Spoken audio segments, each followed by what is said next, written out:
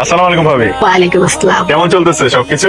ছেলেটা তো জিদ্দি হয়েছে না? দেখতে হবে না কার মতো হয়েছে। আর ভাই কি কম জেদি নাকি? পুরুষ মানুষের জেদ থাকার দরকার আছে। জেদ না থাকলে তোর হাজবেন্ডের মতো সারা জীবনের ম্যানেজারই করে বেড়াইতে হবে। মা গিফটটা দাও, মা জুনায়েদকে গিফটটা দাও। তোমরা আবার এসব গাড়ি টাড়ি আনতে গেলে কেন? ও তো এসব গাড়ি নিয়ে আজকাল খেলে না। ওর মামা আমেরিকা থেকে একটা ড্রোন পাঠিয়েছে, 1.5 লাখ টাকা দাম। ভাবা যায়? সারাদিন ও তো ওটা নিয়ে খেলেছে। দিনকাল কেমন চলছে এখন? জি ভালো ভাইয়া। আর কতদিন এরকম অন্যের চাকরি করবা? চাকরি করা মানে জানো তো?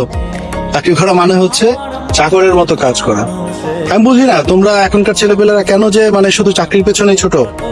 বুঝলেন বাবা, দেশে শুধু চাকরিজীবী পাওয়া যায়, উদ্যোক্তা আর পাওয়া যায় না। ভাইয়া ও কিন্তু এখন সিনিয়র ম্যানেজার, ভালো অবস্থায়। সিনিয়র ম্যানেজার হয়ে তোর জামাই কয় টাকা বেতন পায়? 1.5 লাখ। 1.5 লাখ টাকা। 1.5 লাখ। নো, বাকিটা জীবন এরকম মধ্যবিত্তের মতো কাটাই দিও না। তুই চেষ্টা চরিত্র করো, ব্যবসা মনোযোগ দাও।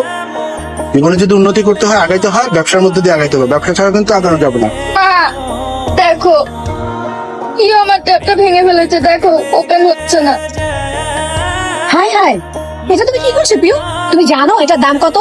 ওর খালা অস্ট্রেলিয়া থেকে এটা পাঠিয়েছে, 1 লাখ টাকা দাম। হ্যাঁ, বৌমা, বাচ্চা মেয়ে, ওকে এত কিছু বোঝে? নানু ভাই আসো তুমি আমার কাছে। পিউ। নাদিয়া, বলো শুনতেছি। তুমি কি কোনো কারণে রাগ করছো? তো রাগ করবো না তো কি করবো? হ্যাঁ, ভাইয়া ভাবিরা কি পরিমাণ অপমান করলো সবার সামনে। 4-5 হাজার টাকা দিয়ে তুমি একটা গিফট কিনে দিলা। এই খেলাটা না কিনে একটু দামি খেলা তো কিনে দিতে পারতাম, তাই না? আমি বলছিলাম ও তোমাকে, না সেটা করলা না। ভাই বোনেরা থাকে বিদেশে, সবসময় জুনায়েদকে দামি দামি গিফট কিনে দেয়। আর আমি তোর ফুপু হয়ে আমি কি গিফটটা দিলাম? কথা তো শোনাবি। ভাইয়া ঠিকই বলছে, সবসময় স্বামী ভাইয়ের উপর ভরসা করে থাকি, জীবনটাই পার হবে চুলা ঠেলতে ঠেলতে। কি বলতেছো তুমি? কি বলতেছি?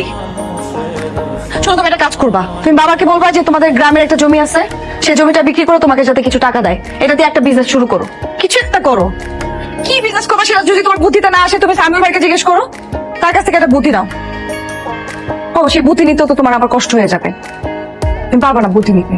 তাহলে আমি তাকে ফোন দিই, আমি জিজ্ঞেস করি কি বুদ্ধিতে করা যায় বিজনেস। পাগল হয়ে গেছো নাকি? হ্যাঁ, পাগল হয়ে গেছি, একদম পাগল হয়ে গেছি। আমার আর মানুষের কথা শুনতে ভালো লাগে না। যখন প্রেম করতাম তখন কত কথা শোনাইছো আমাকে, যে নাদিয়া তোমাকে আমি কোনোদিন কোনো কষ্ট ফিল করতে দিব না, আমার দ্বারা তুমি সবসময় ভালো থাকবা, সবসময় আমি তোমাকে সুখে রাখবো। এই আমার সুখ, সুখে সংসার করতেছি আমি। ভালো আছি। আমার কি